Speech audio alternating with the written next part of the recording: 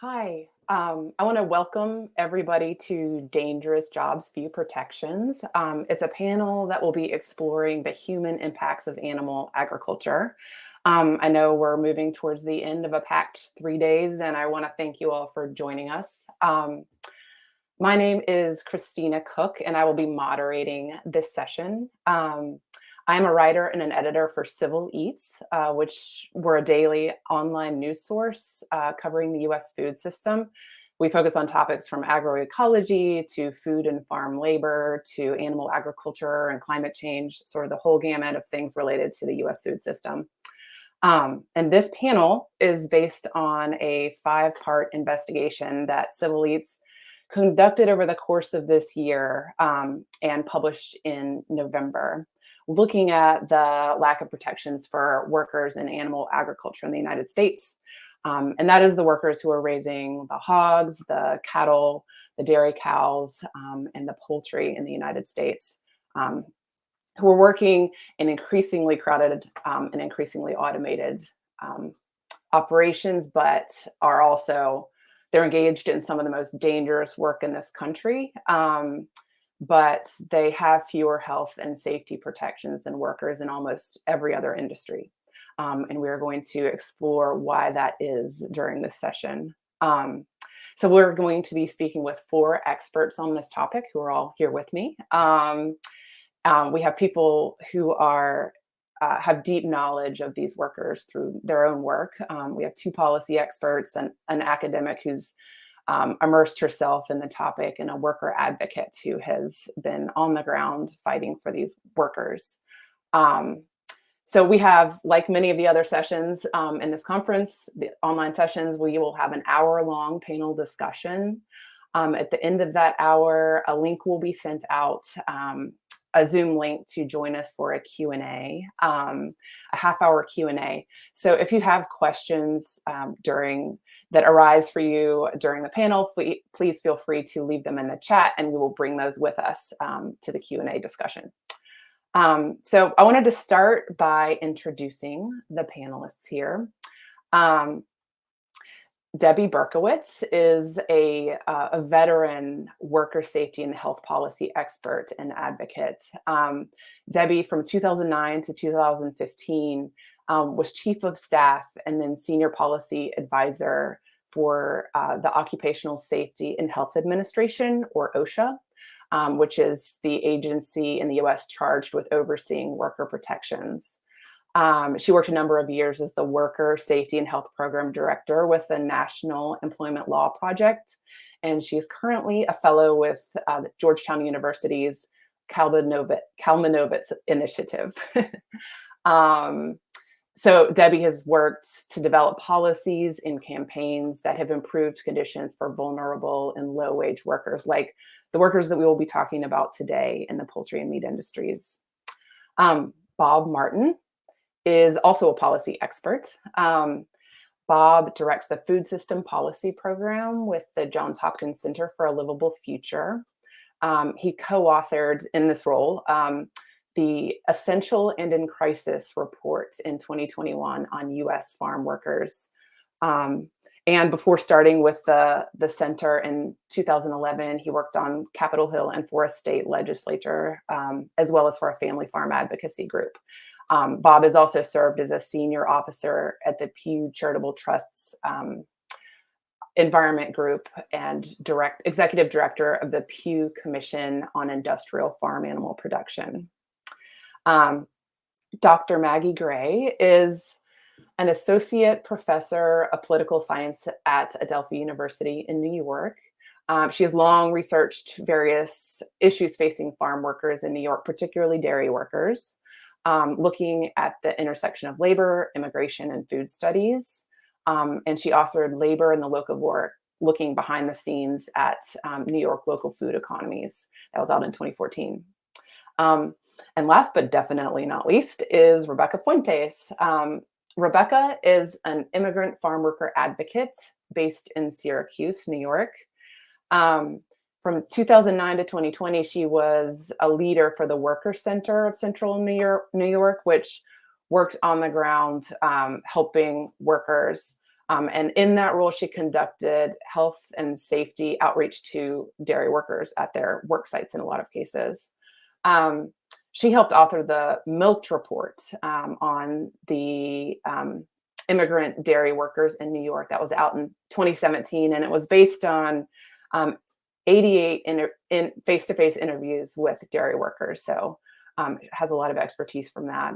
She also advocated for the passage of the OSHA-run local emphasis program for the New York dairy industry. And currently, she co-owns the Friends of Farm Workers House in Syracuse.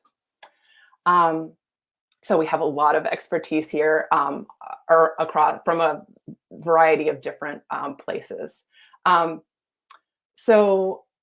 Before I start and before we start the discussion, I wanted to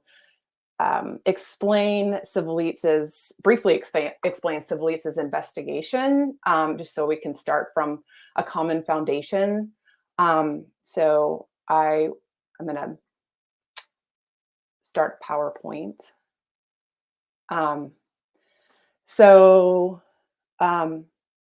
Here's the landing page for the Civilitz's investigation, which consisted of 5 different stories over the course of a week. We'll be most focused on this first one, about just the general lack of protections for animal agriculture workers, though we had other pieces within the series that focused on long-term respiratory issues that workers face, and what the expansion of biogas harvesting means for workers. Here's the first issue, or the first investigation, which focused a lot on the fact that agriculture is one of the most dangerous operations in the country. According to the Bureau of Labor Statistics, it ranks 3rd among all occupations in fatal injuries. But even so, workers in this industry who are raising dairy, poultry, and livestock lack basic protections that workers in almost every industry take for granted. A lot of this is because of an appropriations rider attached to OSHA's budget in 1976. The original intention was to protect small farms from what was seen as onerous government oversight. And this rider prohibits the government from using federal funds to investigate injuries and deaths on farms that have 10 or fewer non-family employees. And today, that exempts 96% of animal agriculture operations that hire workers from OSHA oversight.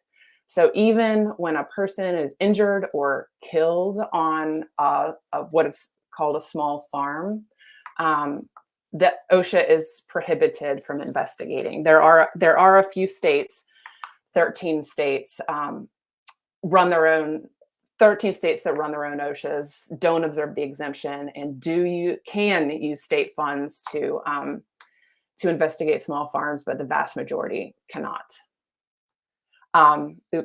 And then because of this exemption and federal OSHA's limited authority, OSHA did not respond to 85% of the deaths related to animal agriculture over the decade between 2011 and 2020.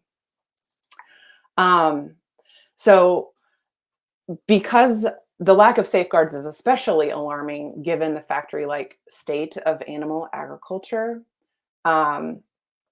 In the United States, more than 90% of agricultural animals are raised in confined animal feeding operations, or CAFOs, that house thousands or tens of thousands of animals in one place. And despite the dangers that are inherent in the animal agriculture work, the agricultural lobby has long opposed regulations and worker protections by forwarding arguments that harken back to the idea of farming as this natural, wholesome occupation that deserves special treatment. And many meat growing operations, in fact, are structured in ways that allow them to take advantage of the small farm exemption and avoid OSHA oversight of their workforce. For example, a quick example is that, with vertical integration, which is very common in the poultry industry and the meat industries, The integrators or the meat corporations contract with independent farmers to grow their animals. And then those farmers then hire the laborers that they need to manage the animals. And this setup distances the corporation from the people doing its work, and also often allows the workforce to fall below that threshold for OSHA oversight. And lastly, this is a picture of Lázaro Alvarez Andrade, a dairy worker in New York who formed the central thread of my investigative piece. He was injured in 2013 on the job, attacked by a bull, but did not receive any sort of protection from OSHA. There was no investigation because of the small farm exemption. And Rebecca Fuentes on our panel dealt with him personally and helped him get some workers' compensation. So she can hopefully speak to that during the discussion. I wanted, maybe everyone's coming back. Great. Missing Bob. There he is. Okay. So I wanted to start by just kind of defining this workforce. I'm wondering, Bob, since you helped author the Essential and in Crisis report about farm workers in the US, I wonder if you could just broadly describe the group that we're talking about, the group working in animal agriculture specifically, and also go into what they're up against because of who they are and what they're facing. Certainly. I want to thank you, Christina, for including me on this panel, and thank the organizers for inviting me. I appreciate it very much. I've admired my fellow panelists from afar, and so it's nice to be on this with them. The typical worker in concentrated animal feeding operations, it's overwhelmingly immigrant labor, non-English speaking individuals with typically no political power at all. They really are at the mercy of the system. And the CAFO system is designed to produce large numbers of animals in a short period of time, particularly poultry and swine, with little regard to the environmental public health damage caused by these operations. I think that you could not design a better system for intensifying viruses, intensifying bacterial problems because of the way the system is designed. The Pew Commission that you mentioned released a study in 2008 that said that these operations presented an unacceptable level of threat to public health and an unacceptable level of damage to the environment.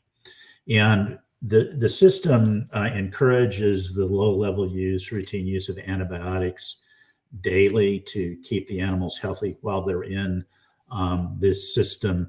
About 80% of the antibiotics used in the country are used non-therapeutically in food animal production. And that leads, and there are a couple of pathways to exposure, particularly harmful to workers. One is direct contact with animal waste. Large volumes of animal waste that are collected in dairy and swine operations in waste lagoons, and they contain antibiotic residues, antibiotic-resistant bacteria, hormones, and nitrogen and phosphorus.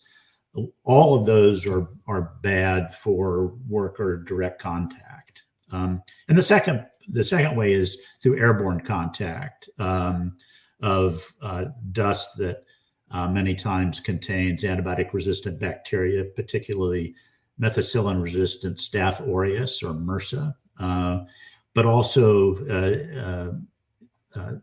resistant strep and a bacteria called C. diff, all very harmful to the workers.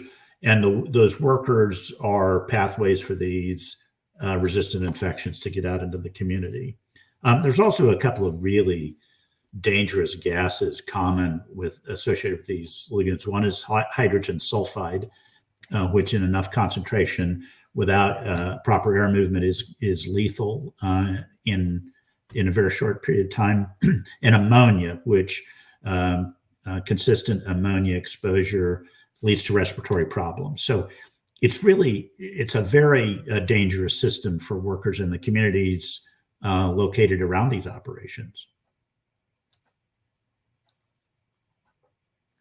Great, thank you for outlining the those the dangers that they are facing every day without the protection of much regulation. I'm wondering, Maggie, you've interacted a lot with dairy workers in the Northeast, and I'm wondering if you could talk a little bit about who they are demographically and the power or lack of power they have because of this, and kind of what that means for their ability to advocate for their own safety, to like counter some of these threats that Bob just described. Yeah, I also want to say thank you, Christina, so much for putting together this panel, and very pleased to be on it. I think one of the main changes we've seen in the dairy industry in the 21st century is consolidation, meaning dairies are getting much larger.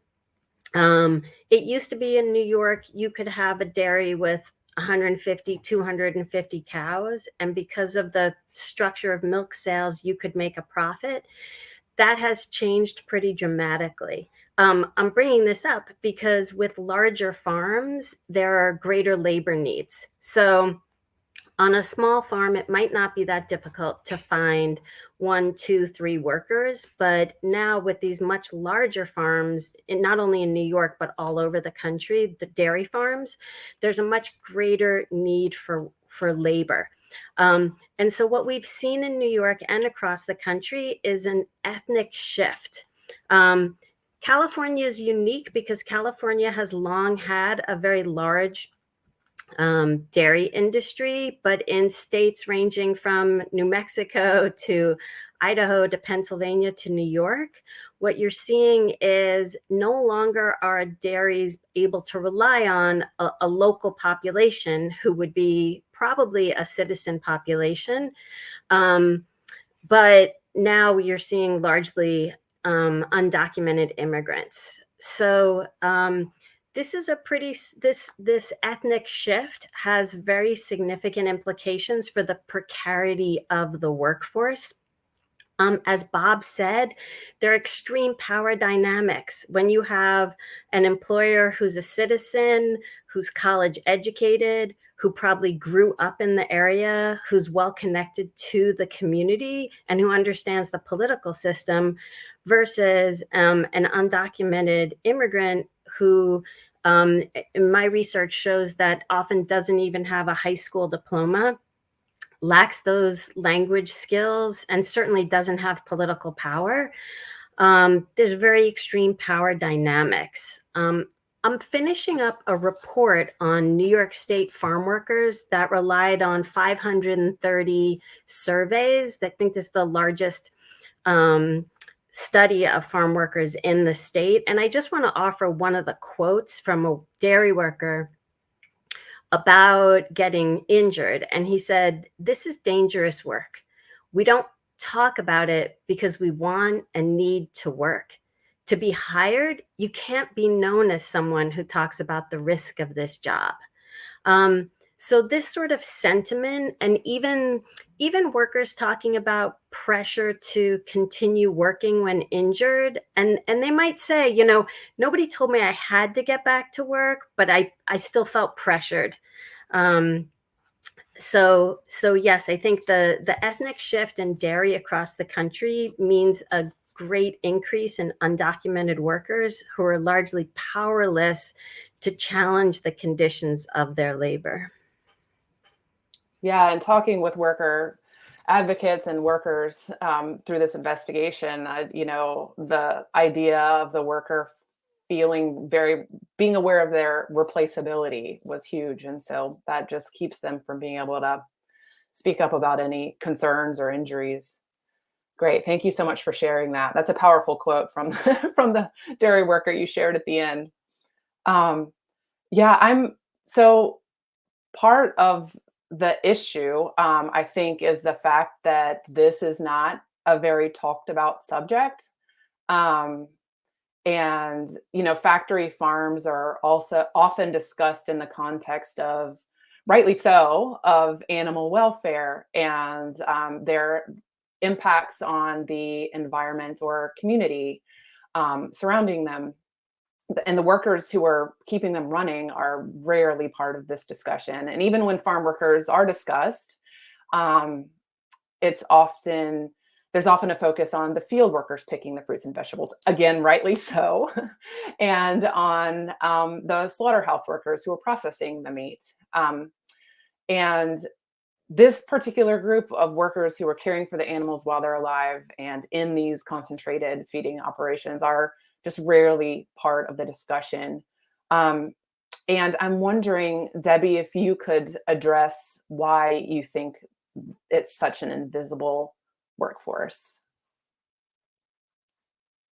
Thank you, Christina. First, again, I want to thank you and this conference for holding a session on worker safety and just workers. I have found doing this work advocating for meat and poultry workers and a safer work environment for almost 40 years.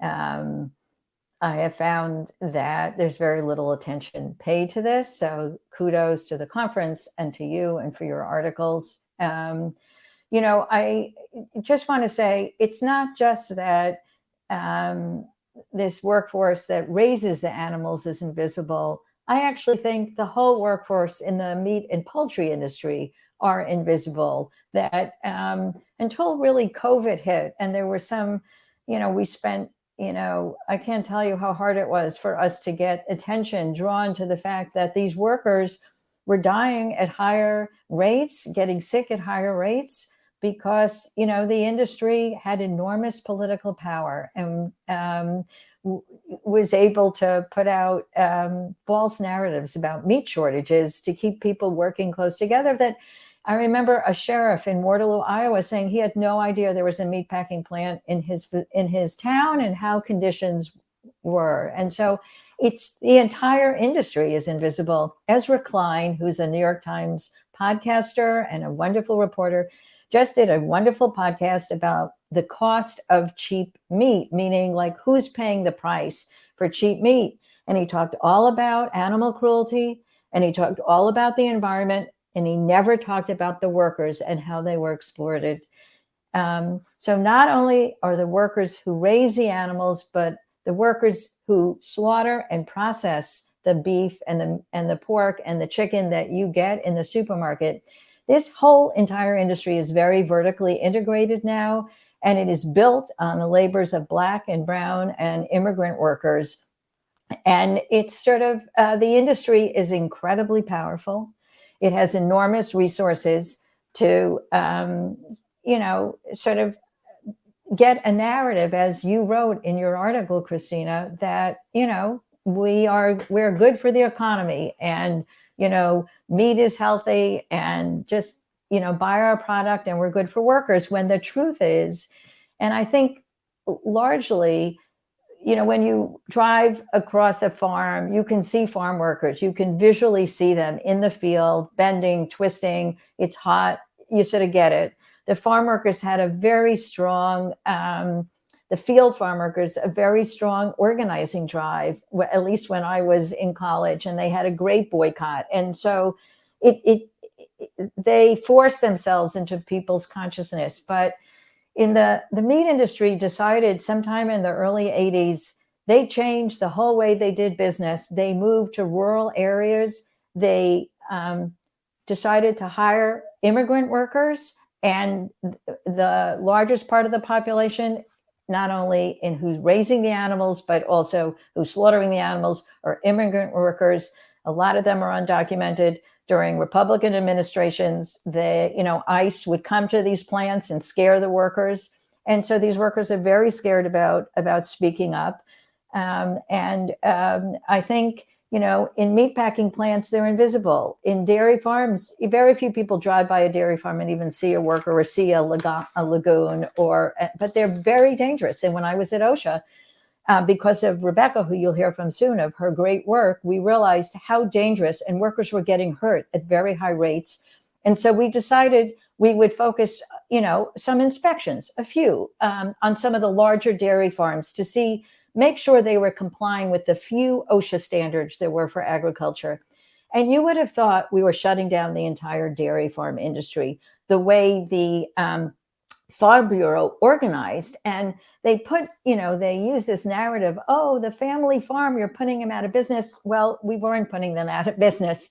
And in fact, when we did a few inspections, the owners of the dairy farms were very, very appreciative of pointing out, because they're hazards, because in the end, safety pays. You provide a safe workplace, you get to keep workers and not have to deal with injuries and replacing workers.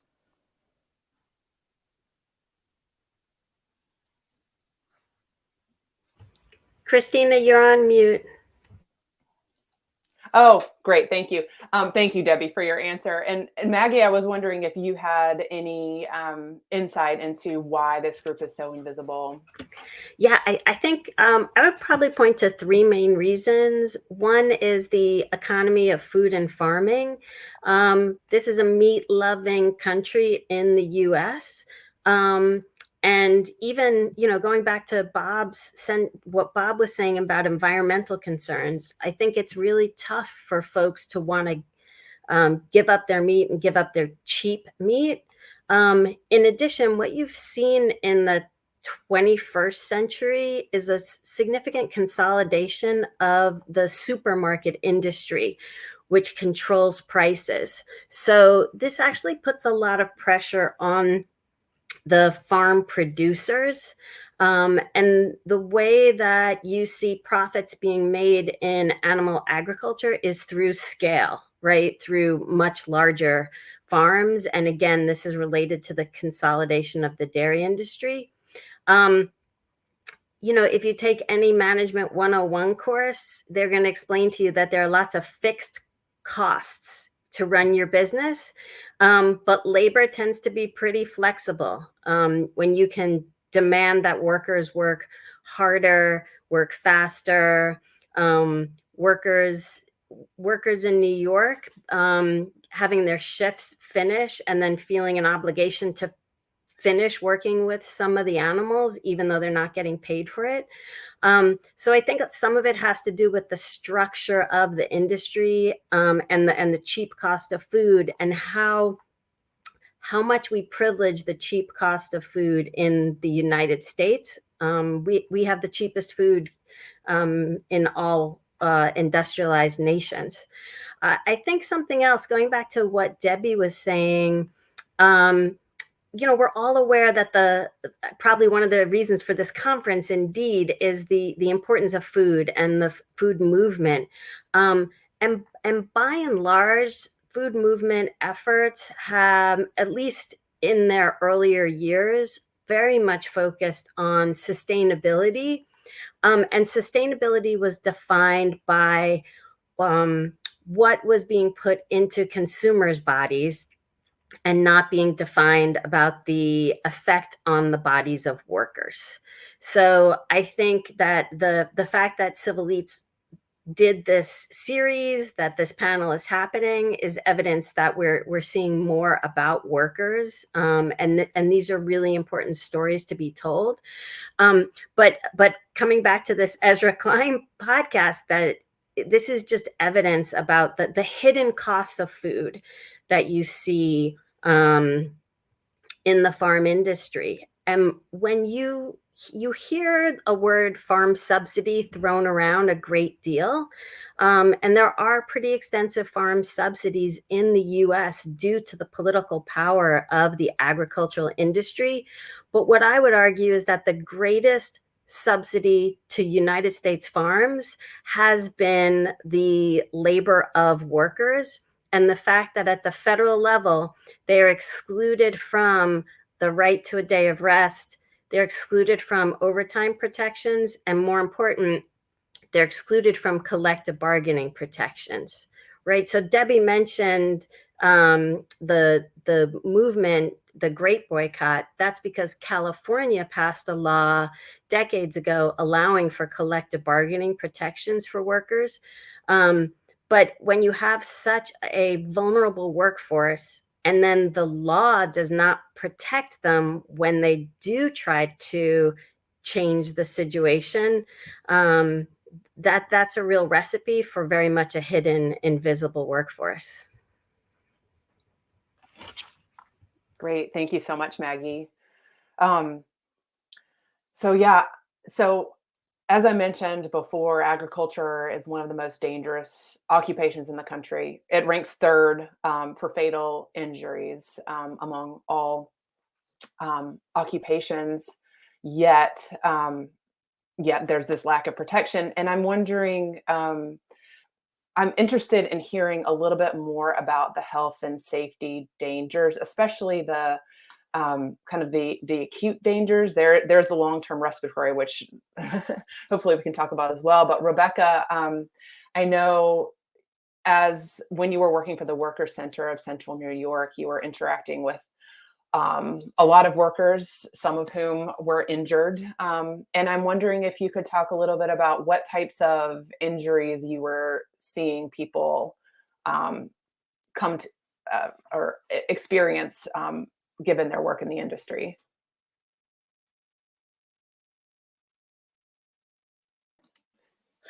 Sure. Thank you again also for the invitation, and it's so great to see all of you. And yeah, this is very important to talk about farm workers. What I've seen or what I remember, and I still talk to workers, and one of the first instances when I saw workers having been injured was this young worker from Mexico who previously was working at a restaurant, and then he found out that somewhere in New York, in upstate New York, he can find a job and they will give him a housing, and it sounded pretty good because if you work in the city, then you have to pay rent and you have to live with a lot of people to be able to afford the rent. And if you are undocumented, you have to be very careful. So he came to upstate New York. He found himself in one of the biggest dairy farms in the region, about 5,000 cows by then. I'm talking about, I don't know, 7-8 years ago, and around 70 workers, most of them undocumented from Mexico and Guatemala. So he ended up working there. When I met him because he had been injured. One kind of chemical that I think Bob mentioned, they use it to make sure that the cows don't develop like fungus in their feet, they have to make the cows walk through this area so that they get coated with that chemical. And he didn't have any protection for his eyes, so he was there making sure that the cows were walking by in this area, and then that chemical splashed on his eyes, and there was nothing for him to take care of that. There was no water available. There was no station to take care of his eyes. So he ended up he felt blind for a few minutes, and then once he recovered a little bit, there was nobody. This was around 3 a.m. in the morning. He had to walk to his housing, and that was a good 1/4 of a mile to where he was living, and finally being able to get some relief. Actually, what I'm forgetting is that the only place that he was able to get some relief was the water that for the cows to drink. So he used that dirty water. And I remember talking to him, telling me that story and making sure that he had, first of all, some help and workers' compensation information, but realizing how the most basic of helps wasn't there. Nobody or some area. And so we were giving this information about health and safety, but what is it good if there's really they don't have any voice. He had been there for not even 2 weeks, and he had already been in 3 accidents. And in the first one, it was because they wanted him to work as fast as possible, so he was just getting pushed around. And then I don't remember. I think the second one he fell, and the third one is when his eyes he almost got blinded by this chemical. He said, "I am not gonna die for minimum wage." Fortunately, he was one of these workers that he thought more about. I guess he had a little bit of options too. He had people that can help him to move out of there, but he didn't work there that much. But he was able to be one of the 3 workers that came with us to a meeting with OSHA in Syracuse, and where we presented not only him but other 2 workers who showed them not only their stories but their scars.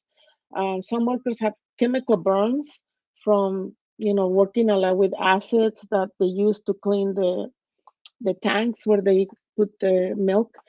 Some of them, maybe they couldn't see their injuries, but a lot of movement, repetitive movement. They have carpal tunnel. They have pain in their backs, and so they talk about this. We realize that, at least in my role as an advocate and later on as an organizer, that if you just talk about this with the representatives from the government, they're gonna say yes, we know that happened, but nobody's coming and telling us.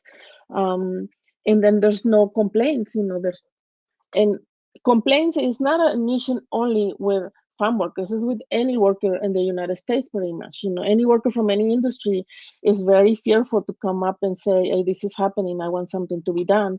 Even more with farm workers that depend on housing for their employers, are here undocumented, do not know the language, do not know their rights, or that even if they have rights, most of these workers, they say, we don't have any rights, what are you talking about?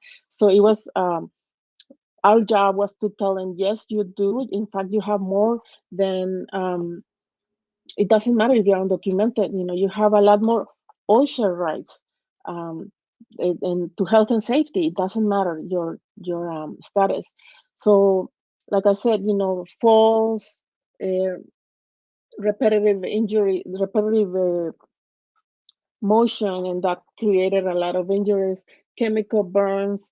I remember a worker being attacked by a cow. I mean, these are enormous animals that have so much strength, and then you are here, this itty bitty worker compared to this huge animal, and they've been pushed around. They've been, they have been crushed, pushed. Some of them falling left and right at the parlors, which are very wet environment. And back then, I mean, there was no a lot of it of talk about the OSHA rights. And so bringing that information and then hearing their stories was very important, and realizing that the only way to make any change is to bring them directly to the representatives, because they were ignored. They just didn't.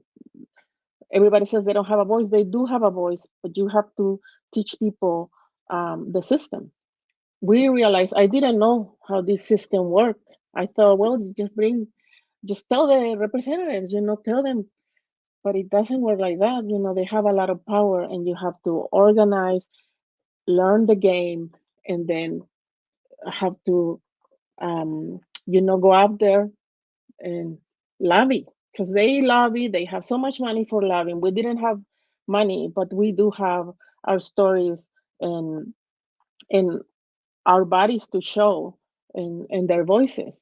But it's just a matter of organizing. But there's not a lot of resources for that. But we work with what we had, and then I think we were able to put them in the map and show that, these are their stories, these are their faces. You cannot ignore them. You can just say, okay, I just have food on the table. Thank you very much, farmers. It's always about the farmer and the picture of the farmers is always very, very nice. The families, most of them white, but that's not like that. You gotta tell them who really is doing the hardest job of that. And I think that was our job, and that's what we brought to the table. And confronting the government, OSHA, our representatives, that they have to do their work, but then realizing they depend on the federal government for their money. They're not by themselves. They don't have, they can have the best of intentions. We have the rights through we have these rights, but who has the power of the purse? Right. So who do you need to really expose? So who are we exposing? The politicians, the people with power, who benefits from all of this, and who has the most money. And that's a hard job, but I think not a lot of people do that job, and that's very important then to create change. Yes, thank you. I mean, the storytelling that the workers are able to do themselves, I think, has the ability to have a great impact. So thank you so much for sharing the story of the worker that you worked with. And in pouring through kind of OSHA reports during this investigation, we found of fatal accidents. We saw, since 2003, 13 people have drowned in the manure pits that hold the manure. And just, there's heavy machinery used, that lots of people were crushed or tangled in a rotating auger type thing. I mean, a lot of the things you mentioned of just dealing with big heavy animals it's extremely dangerous work. And I wanted to talk too about this appropriations rider that has really tied, just prevented OSHA from being able to even enter farms that might be dangerous, have dangerous working conditions. So OSHA was created in 1970 to oversee worker safety, and it has hundreds of standards protecting workers in fields like construction. But like for agriculture, there are only a tiny handful of standards, and OSHA's budget compared to other federal agencies is minute. And then there's also this rider that prevents OSHA from having oversight over farms with fewer than with 10 employees. So Debbie, as a former chief of staff of OSHA, I wondered if you could explain how this rider originally got attached and why you think it's still here today, so many decades later. Sure. I think one thing for our audience and everybody listening to keep in mind, as I discuss the very limited protections that OSHA affords farm workers, is that OSHA itself is an incredibly small agency, that though there was a law passed in 1970 and the agency created in 71, it's very different than the agencies in Europe. It would take OSHA 162 years to get into every workplace just once under its jurisdiction. And it's worse in other parts of the country. It's a very weak law. There's no private right of action. So if OSHA doesn't have the resources to inspect, and they have very little resources to inspect farms at all, even large farms, workers can't sue to get their rights enforced. It is an incredibly weak law. It has very limited protection. So with that in mind, and I think when it was created, I think Congress created it in the US thinking that most of the workplaces would be unionized, and the unions could help figure out how to use OSHA and get OSHA into the workplace. But when it comes to farm workers, as you know, and as Maggie spoke about, and that is, our first labor laws in this country were really passed in 1938, and they exempted farm workers and domestic workers because it was sort of built in racism here, because they were workers of color, and they were exempt from overtime protection, as Maggie said, of minimum wage. And they're also exempt from, the farm workers from the National Labor Relations Act, and in terms of being able to form unions. So what happened is after OSHA was created, of course, the Farm Bureau came running in and said, please don't destroy the family farms. OSHA is so powerful, which is just not true at all, could destroy these family farms. And so a rider was put on OSHA appropriations that if a farm had 10 full-time employees or less, so under 11 full-time employees, and didn't have a temporary labor camp, then they were exempt from OSHA. OSHA couldn't investigate if somebody died. OSHA, if a worker filed a complaint, OSHA could not enter. So they really had no protection.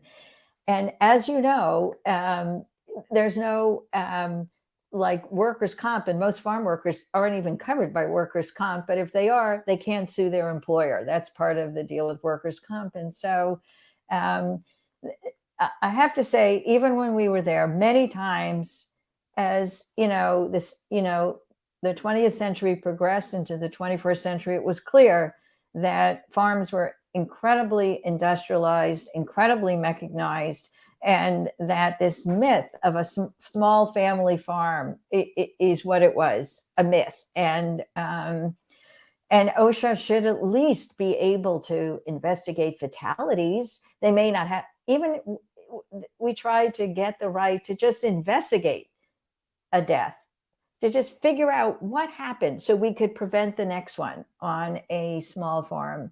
And you know, the politicians in Congress were just too scared to touch that because, and one of the things you'll hear over and over, at least in the US, is that the Farm Bureau has an enormous amount of resources to do lobbying. And the way they achieve their goal is by screaming about killing the family farm, when in reality, these are big farms. They're mechanized, especially in the meat and poultry industry. They're vertically integrated with huge billion-dollar companies like Tyson's, JBS, Pilgrim's Pride, Smithfield.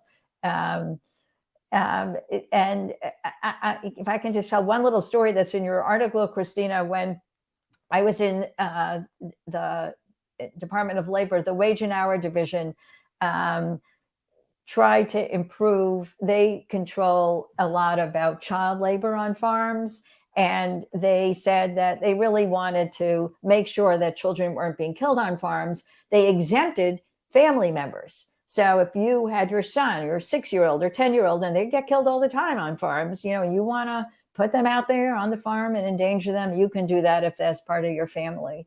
But for everybody else, if you're hiring them, you know, a 15-year-old or a 16-year-old or a 14-year-old to come work on your farm, you know, you have to really protect them. And this like false narrative whipped through Washington that, you know, this was going to shut down the family farm. And under the Obama administration, Department of Labor had to withdraw that rule to protect young workers. Of course, now we're finding out that the big meatpacking plants, we have children working, cleaning those plants. A Department of Labor investigation just found them out. Children in middle school, and you know, and you're not allowed to work in a meatpacking plant till you're 18 because it's so dangerous. So I just think it's a testament to the power of this industry and the farm industry. It's like the oil and gas industry, why we have such slow progress on climate change. They have enormous pockets, and it's all about profits to them. Their whole business is built on exploiting workers and exploiting immigrant workers now. Yeah, and I know that there have been several efforts over the years to remove the budget rider. Like in 1999, Senator Jack Reed of Rhode Island proposed an amendment that would give OSHA the power to investigate deaths on small farms if the victims were children, and that did not go anywhere. And Representative DeLauro of Connecticut in recent years has tried to get this budget rider removed and has not succeeded. Yeah, I would say that Rosa DeLauro is a saint here in terms of her advocacy for farm workers and trying to get better protection for them. And even when you do it behind the scenes and low key, it gets shut down right away. Yeah. So I wanted to, we have 10 minutes left, and in that time, I wanted to have each of you talk about what you see as the way forwards. What do you see as the levers of change that could address the problems that we've discussed? Where do you see to better protect workers? Where do you see hope? Just what's the path forward? And Bob, could we start with you? And if each of you could take like 2 to 3 minutes, that would be great. Sure, Christina. Well, I think since it's been a bipartisan failure, to a large part, I'm not sure what the best way forward is. I think the Biden administration has been pursuing antitrust actions that will challenge the power of the meat companies, where previous administrations have failed. So I think that if you a guiding light writer on sustainable agriculture, Wendell Berry, has something called Solving for Pattern. If you look at all the problems caused and look, or the typical problems caused by an action, you solve for the source of those problems. And I think Debbie has it exactly right. I think it's the concentrated economic power and wealth of the ag industry, not only the meat industry, but the seed and fertilizer industries as well. So I think it's events like this exposing the problems, but I think there needs to be some political will.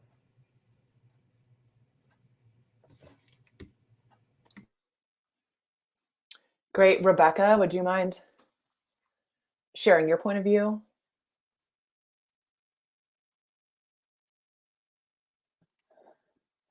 Yeah, well, I think something that gets overlooked, I mean, we can talk about laws, but what is good laws if they're not enforced, if people do not know their rights? Definitely in our communities, I am Mexican American, I think very important to talk to each other and talk about human rights, not just labor rights, human rights in more a holistic way. You know, they're not just a paper doesn't give you dignity. A paper doesn't say that you're a human being. Is that you are and you have value, and that is very important that you come back to your country, because a lot of them want to come back and are able to have a life beyond, you know, just producing money and being exploited. Having those conversations within our community to create, to have a voice and to organize in our community is very, very important. That will never change. That has always made change. People think, oh, thanks to the government, oh, thanks to this congressman, thanks to this politician, whatever. But we know that behind that, so many people had to die, unfortunately, and so many people had to be fed up with it and say, okay, we got to do something, and invite people. Can you be that person? Can we unite our voices, learn about this, and do something, and invite the people with power that have that willingness to do something, to put the resources to support individuals, organizations that do this work, because it's, to me, is the most is what really gives you the power to change. At least from our side, without power, this is what we can do. Great. So it's a lot about educating, it seems like, and organizing. Maggie, what do you think the way forward is, or where do you see some signs of hope or levers of change? Well, I agree with what Bob and Rebecca have both presented. And I want to say that, you know, while, yeah, we have these huge industries like oil and gas and then farming that have all this money to put into lobbying, one of the things that the agricultural industry has that the other industries don't have is this story, right, about the family farm, about the importance of agriculture. And so I think a lot of it is about storytelling. I've been to so many hearings where, you know, you see farmer after farmer get up and say what Debbie says is that, oh, this change to the law is going to be the death knell for agriculture, which is going to finally put us all out of business. And so I think really trying to continue with the media exposure and the events, and in college and high school and even younger kids' classrooms, just to challenge this notion of family farm. Because, the definition of a family farm in the US has nothing to do with the scale. It has everything to do with ownership structure, which means, something like 96% of US farms are technically family farms, right? So I think one thing is about the narrative. And then just to offer some hope. So in 2019, New York State passed the Farm Workers, Fair Laborers Protection Act, which gave workers collective bargaining protections. It set the overtime threshold at 60 hours. It gave them the right to a day of rest and to get time and a half if they worked the day of rest. And just this past fall, the New York State Commissioner of Labor accepted a wage board's proposal that the overtime threshold in New York State will go down to 40 hours over the course of 10 years. There were similar laws passed in Vermont. Unfortunately, the governor vetoed it. We've seen Colorado, Washington State now has overtime, changes in New Mexico. So I think that there's a lot of promise at the state level because of the system of federalism in the US. To change the federal law is just so difficult, particularly against something like the agricultural industry. And I think it's at the state level where we're seeing some hope. Yeah, and also as states are able to pass these additional protections for workers, it kind of provides a model for other states who are considering it. Like I know New York advocates in New York pointed towards successes in other states at doing this type of thing without killing the small family farm. And like as more states do it, it's just provides a model and the ability for some momentum to be built as kind of a patchwork, but still growing solutions get built. Debbie, what would you say is the path forward here?